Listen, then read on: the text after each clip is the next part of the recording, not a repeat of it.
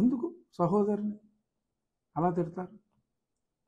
మీరు జైల్లో ఉన్నప్పుడు 2012లో పాదయాత్ర చేసింది దాన్ని, 14లో మీకు చెప్పులు అరిగేలా తిరిగింది. సరే, మీ ప్రభుత్వం రాలేదు, ఆవిడకి టికెట్ కూడా ఇవ్వలేదు అనుకోండి అడిగినప్పుడు. 19లో మళ్ళీ ఈసారి చెప్పులు కాదు కాళ్ళు అరిగేలా తిరిగింది షర్మిల. అనిల్, బ్రదర్ అనిల్ తిరిగాడు.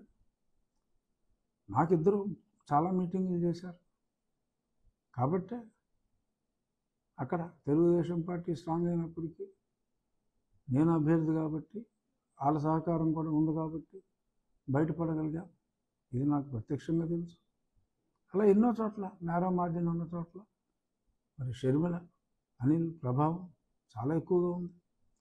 ఫుల్లుగా వాడేసుకున్నారు, సబ్బును వాడినట్టు వాడేశారు, రుద్దేశారు, మొత్తం అరిగిపోయేలా. మరి ఇప్పుడు నోటికి వచ్చినట్టు మాడతారా? వైఎస్ షర్మిల రెడ్డి అని మీ పేపర్లోనే మొన్నటిదాకా రాసుకుని ఇవాళ ప్రతి అడ్డమైన ప్రతి నా బాగోదు, మీ అంత బలగరగా నేను మాట్లాడలేను, ప్రతి నా సన్నగాడు షర్మిల శాస్త్రి ఏంటి మురుసుమూరు ఏదో ఇంటి పేరు చెప్పారు, మురుసుపల్లి షర్మిల శాస్త్రి.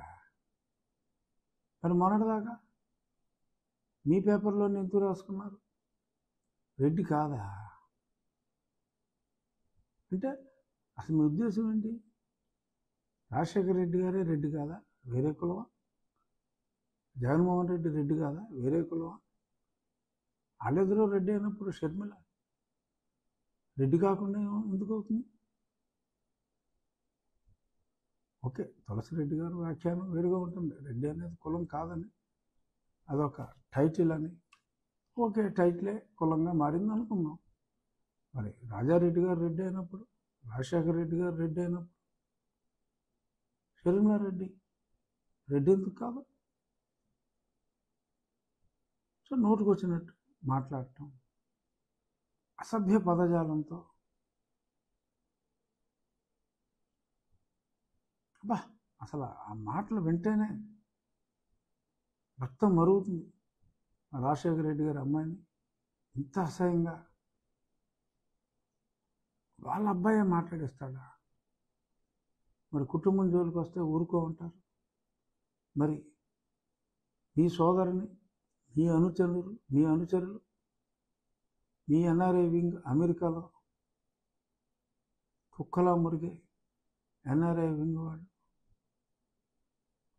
అతి నీచంగా సభ్య సమాజం తలదించుకునే విధంగా మాట్లాడితే మీ ఏమో కొందరు కులదేవత అంటారు, ఇంకేదో పేర్లతో పిలుస్తారు.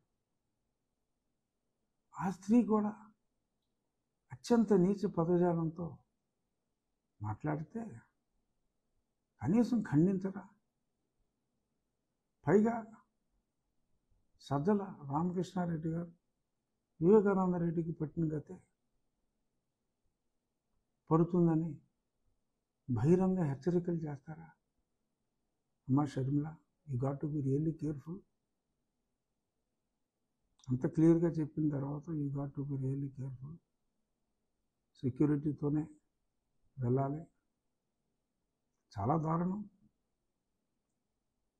ఎప్పటి నుంచో మేమందరూ ప్రశ్నిస్తున్నది, ప్రతిపక్షం ప్రశ్నిస్తున్నది, పాలకపక్షంలో ప్రతిపక్షమైన నేను,